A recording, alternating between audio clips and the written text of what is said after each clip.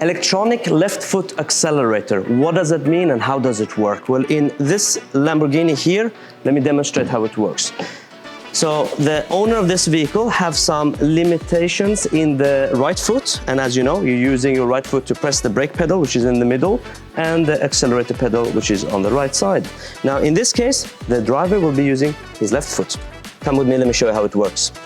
So this is a Italian electronic left foot accelerator. When you start the vehicle, with the press of a button, you activate the left foot accelerator, which means the driver is only using the left foot. Then there is no risk of any accidental press of the original, because once you swap to the left foot accelerator, the right one is deactivated.